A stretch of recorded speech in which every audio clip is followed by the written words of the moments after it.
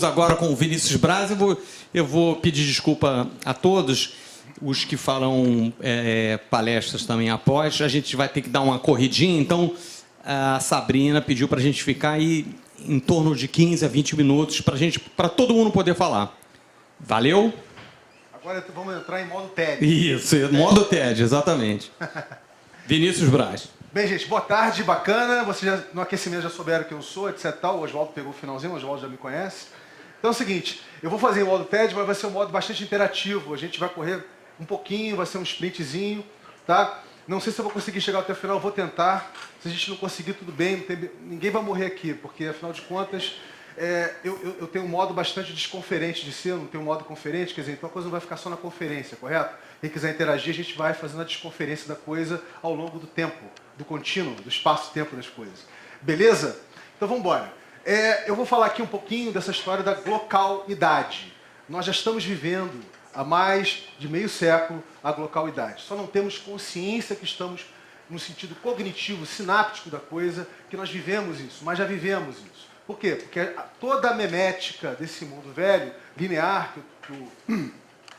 que o Tomás se referiu, inclusive esse mundo econométrico da lei de Moore, que o Silvio Meira no início falou, etc., tal da economia do conhecimento, esse mundo, ele é uma máquina de triturar, uma máquina enfim, uma máquina de lavar. Esse mundo é um mundo de um só mundo globalizado, de uma coisa só, de um grande processo, macro processo de produção, onde um crescimento infinito, um desenvolvimento infinito, onde governos, estados e grandes corporações sempre deram... Bem, acontece que, desde que a gente vem diminuindo o nosso grau de separação entre eu, você e qualquer outra pessoa, a gente vem criando novas camadas interconectivas, onde as muitas tecnologias que mediam isso fazem parte desse conceito, desse contexto, mas não são tudo, correto?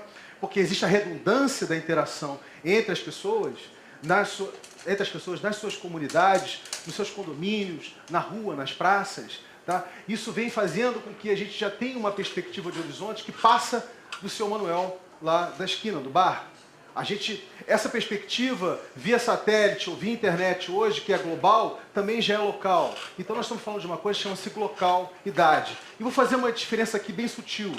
A diferença aqui é a seguinte: essa glocalidade, ela já é a emergente praça comum da interdependência planetária.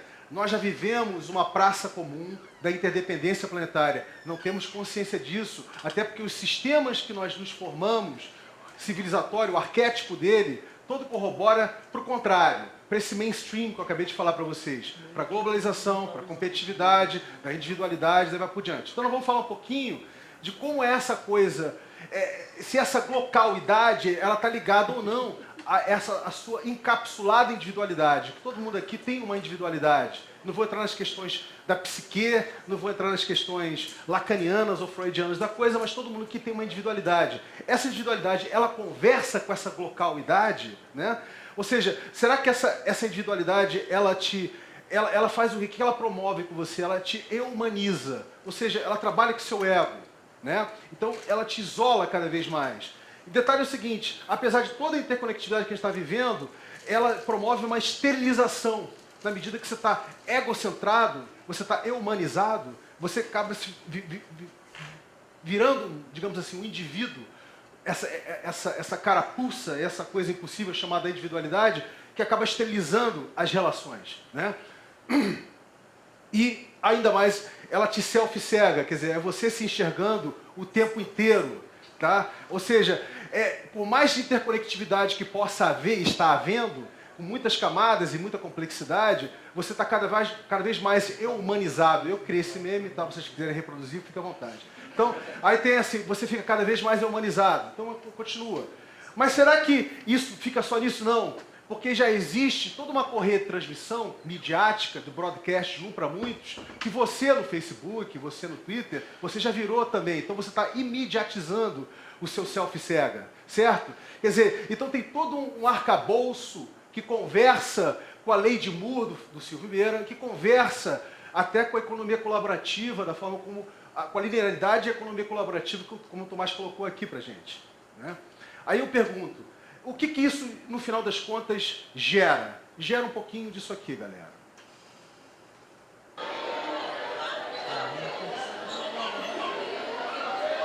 Isso aí é o Black Friday. Quem conhece Black Friday nos Estados Unidos? Todos aí são extremamente humanizados e individualizados. Está tendo uma queima de estoque. As pessoas fazem fila para entrar. Pessoas não, desculpa, os indivíduos fazem fila para entrar.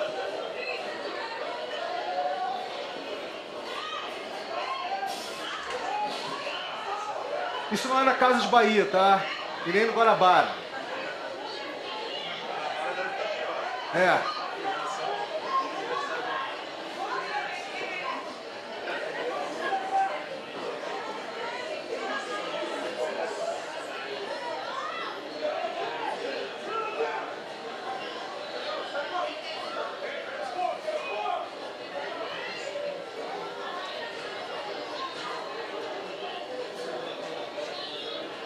Pois é, deu para notar, né? Ou seja, o que acontece aí?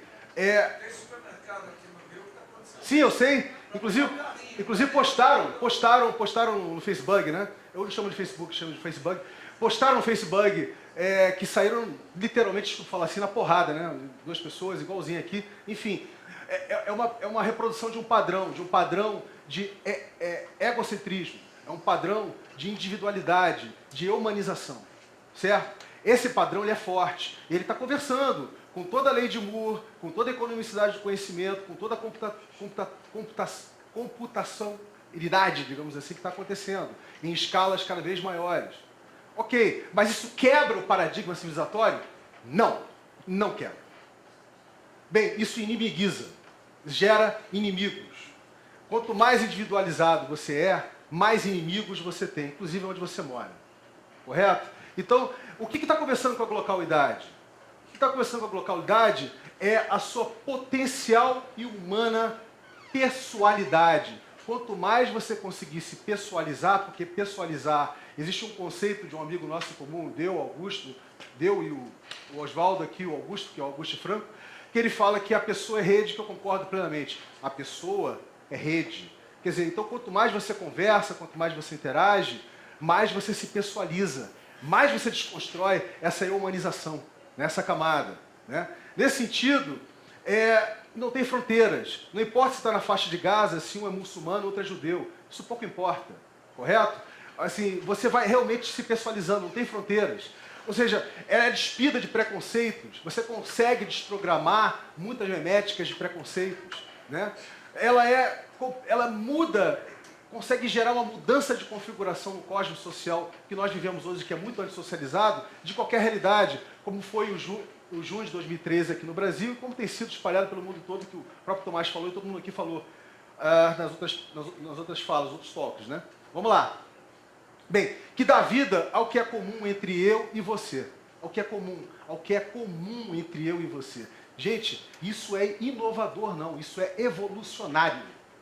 Você entender o que é comum entre eu e ele é uma coisa evolucionária. Cognitivamente, sinapticamente, em todos os sentidos, isso é evolucionário. Nesse sentido, nós estamos extremamente anestesiados, inconscientes, ou até subconscientes disso. Mas estamos começando a nos tocar dessa história. O Tomás pode falar um pouquinho dessa rua aí. Que rua é essa, cara? Na Terra do Moço, Anitta?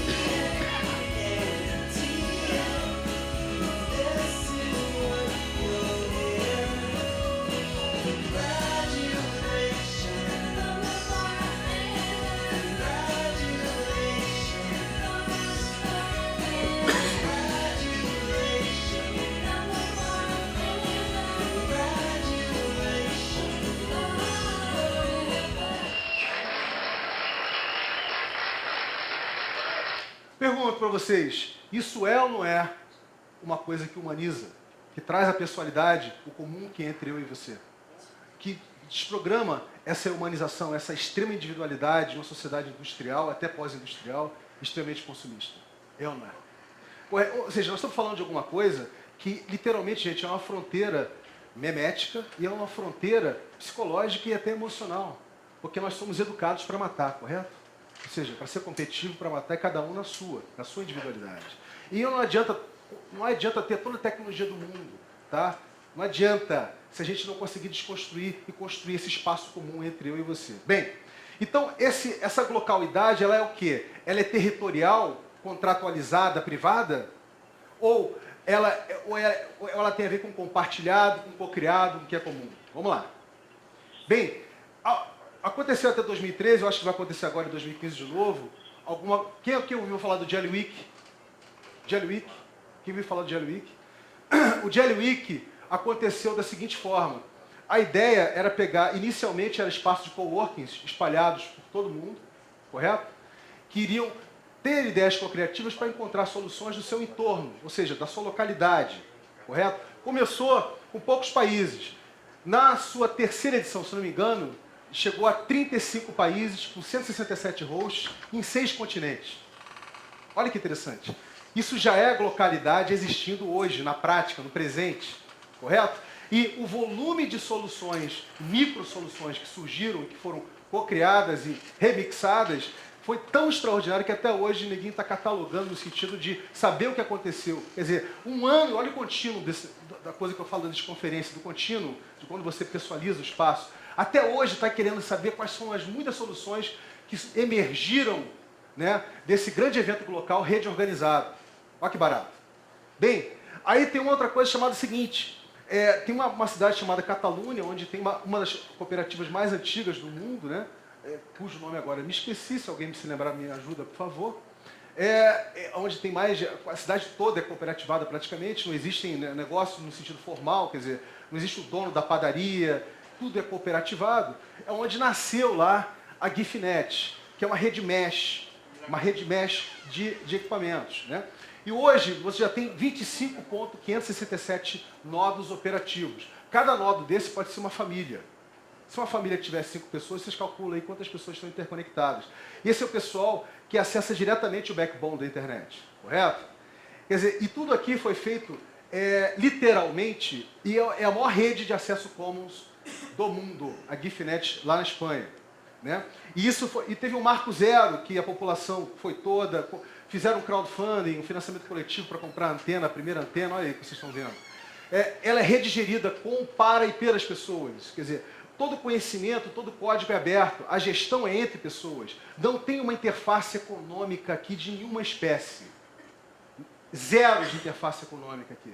Ou seja, é tudo autogerido e redigerido pelas pessoas e o conhecimento ele é caótico e ele é circular de muitas formas, né? Bem, aí você tem aqui um outro exemplo, saindo lá da Espanha, saindo dos exemplos locais e tentando verificar no Brasil, especialmente aqui no Rio, alguma coisa que converse, mas que ainda que converse com essa localidade, mas ainda assim tem um desenho participativo. Eu diria que aqui no Rio a coisa mais interessante que tem é o que o pessoal da Benfeitoria fez, que a Benfeitoria, não sei se vocês sabem, né, é uma plataforma de financiamento coletivo, uma parceria com a Prefeitura do Rio, e que hoje tem um patrocínio da Natura, se não me engano, tá, para fazer o Rio Plus, o Rio Mais, né? Interessante que aí, no caso, é uma questão de participação mesmo, de você votar na ideia, de você dar a ideia, etc. Tal, mas acaba quebrando um pouco daquela linearidade, daquela coisa da individualidade, gerando algum espaço de comum, mas não todos. Mas as ideias que surgiram aqui são muito legais. Mapas de rua para mobilidade integrada, né? Aplicativos para doação de sangue, peneira eco-recicláveis de bueiros, objeto qualquer que não serve mais, vamos fazer um tal de aproveitar. Então, em vez de você jogar fora, vamos reaproveitar isso aí. Tudo isso aqui, gente, está para ser aplicado aqui na cidade que a gente vive, tá? Aqui no Rio de Janeiro. Foram ideias que surgiram ao longo do tempo. E você tem o sambódromo. O sambódromo todo mundo olha, que barato, concessão pública, utilização privada, mesmo que seja por escola de samba, etc. Tal, né? Então, o que acontece? O sambódromo é um espaço público-privado sendo apropriado pelo comum, que vai virar uma área de lazer. Então, isso também surgiu nessa plataforma, né? Bem, tem o troque recicláveis por bilhetes de metrôs, quer dizer, em vez de você jogar fora a sua garrafinha plástica, você joga lá, puf, né, etc. Tal, e você troca por bilhete de metrô, que também vai ser aplicado pelo Metrô Rio aqui. Bem, tem as bibliotecas livres, que é uma coisa que já está acontecendo em vários locais, daí vai por diante. Bem, de outra forma, nós temos o seguinte, nós temos uma coisa que já não está conversando com esse arquétipo que eu acabei de colocar para vocês, né? Ou seja, o arquétipo convencional da sociedade, onde você tem um poder público, onde você tem uma grande corporação, onde você tem alguma intermediação, você tem a intermediação e você tem a representação. Eu estou falando de uma coisa aqui que a gente começou a animar há uns 2 anos atrás, no Complexo Alemão, aqui no Rio de Janeiro, que chama-se Meca-Rede. Meca-Rede é microeconomia co-criativa, conectiva, local. Um nome enorme, gigantesco, mas quer dizer o seguinte, é você animar com pessoas a cultura do comum entre elas, se apropriando de tecnologias que desconstrói o velho modelo, desconstrói o velho mundo. Por exemplo, lixo zero, não gerar tipo de lixo nenhum. Olha que barato. Ou seja, e você gerar isso em várias outras moedas sociais, vai por diante. Você tem a banda larga comunitária, que é uma rede mesh, que vai conversar com antenas, vai conversar com outra coisa, que vai acessar o backbone direto da internet sem passar pelas operadoras. Porque no Brasil, né, o acesso web ele é completamente comercial, não tem um acesso cívico. Né? Você não tem uma, digamos assim, o PNBL, como todo mundo sabe, não deslanchou e nem vai deslanchar. Enfim, coisa do gênero. Então, a gente começou a animar isso e começaram a surgir muitas coisas lá. Né? Esse é o território do alemão, a área, entre aspas, pacificada mediaticamente, né? Continua até hoje disputa e guerra pela hegemonia de território, são 500 mil pessoas lá. E a gente vem fazendo tudo isso a partir do design aberto P2P, que não tem nada a ver com design thinking. Quer dizer, exatamente a ideia que surge entre a interação das pessoas que vai conformando novos modos de convivência, novas formas de geração de riquezas, novas formas de apropriação de conhecimento. Né? E você tem uma das coisas lá que é bem legais, que é o Meninos e Meninas do Alemão, que são pessoas das mais variadas idades, co-criando essas microsoluções para suas casas.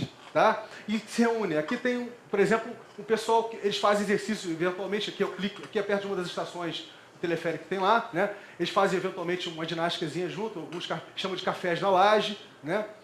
Bem, e você tem também uma coisa que foi descoberta lá, que tinha cordelistas no alemão. Não sei se vocês sabem, mas tem cordelistas no alemão. Eu estou correndo aqui, cara. Assim, então, nos cordelistas no alemão, você tem o seguinte. Esse empreendimento foi interessante porque inicialmente era para ser uma rede de cordelistas, mas um deles se empoderou da ideia, que é o Franklin, e ele hoje anima essa rede. O Franklin é um animador de redes, é um NetWeaver. E é um morador que está lá no alemão há 40 anos. Quer dizer, bacana, porque ele está contando a história do alemão através de cordéis. Né? E ele participa de umas feirinhas e vai por diante. Bem, e tem a banda larga comunitária, que é a Internet Cidadã, que só agora a gente está começando a conseguir ter, de fato, a Janice está aqui comigo, a Janice ela já animava lá no início essas coisas da Meca-Rede. Quer dizer, só agora que está começando a ter pessoas interessadas em realmente se rede organizarem para acessarem a internet, ser uma interface de uma operadora ou coisa do gênero. Tá? Bem, é isso. Eu vou fazer o seguinte, eu não vou conseguir continuar, correto? Porque o tempo está esgotando. Eu vou lá para o finalzinho, infelizmente, eu teria muita coisa para falar para vocês, mas muita coisa mesmo. Aí eu vou fazer o seguinte, deixa eu só mostrar uma última coisinha, se você me permite 3 minutos. Tá? Eu sei. Vamos lá. E aí eu só quanta coisa eu ia falar com vocês, mas enfim, deixa para lá. Essa apresentação vai estar aí depois para vocês. Vamos ver aqui. A Wiki Praça em São Paulo, que está começando. Meu Rio, todo mundo já sabe, está careca de saber, enfim. Vamos lá, rapidinho. Cidade Democrática. Bem, rapidamente. Só isso aqui. Tem que chegar lá, né? É o seguinte, eu hoje estou acampado, estou morando, né, num parque, numa área de proteção ambiental, que é o Parque da Cidade de Niterói. E lá tem uma nanocomunidade esquecida pelo poder público, chamado Sítio da Aldeia. Né? E nós estamos animando várias tecnologias sociais de Meca-Redes. E a ideia lá é que o parque inteiro, que é uma área de proteção ambiental, seja um local para a gente dar vida a ciências abertas e tecnologias sociais entre, para e com pessoas. Né? Então isso é uma coisa absolutamente fora do esquadro e fora da regra, porque não tem nenhuma régua, nenhuma interface econômica aqui. Zero. Ninguém está tratando isso aqui como negócio, ou seja, seja para economia colaborativa, seja economia criativa. Isso aqui é literalmente as pessoas interagindo, gerando entre elas micro-soluções para o dia a dia, diminuindo a dependência de uma centralidade monetária e gerando vários tipos de abundância, né? Nesse sentido, deixa eu só mostrar para vocês aqui qual é o final dessa brincadeira. Esse aqui é o local que eu morei, esse aqui é o seu Jorge, que eu estou acampado. Enfim, a gente vai ter aqui, ó, rapidamente, aqui nós vamos ter o planetário do alto, que não tem na cidade de Niterói um planetário. Nós vamos fazer ali um planetário do it yourself, faça você mesmos, aonde vai ter observação noturna aqui em cima na rampa, quem não conhece. Nós vamos ter aqui uma horta orgânica P2P, qualquer pessoa do mundo, que é local isso aqui, né, vai poder plantar sua semente e acompanhar em tempo real, porque a gente vai ter tecnologia para isso. Energias ecossustentáveis P2P, que a gente vai começar pela solar, vai passar pela eólica, química e várias outras formas. Nós vamos ter a banda larga comunitária lá, vamos ter a produção de não geração de lixo e o Library Box. O Library Box é o seguinte, se falhou a internet aqui, a gente tem uma intranet ali que cataloga todo o conhecimento que está sendo gerado pela estação e compartilha em tempo real, correto? E finalmente, só para terminar, todos estão convidados a co-criar a EDOSGLADS, a Estação Experimental Local para Ciências Abertas e Tecnologias Sociais P2P. É isso, obrigado, valeu. Obrigado. Vinícius, diz para a galera qual o endereço onde essa apresentação vai estar. Ah, tá aqui, rapidinho. Aí quem quiser ver a apresentação toda, tem esses contatos aí do nosso amigo. Muito obrigado.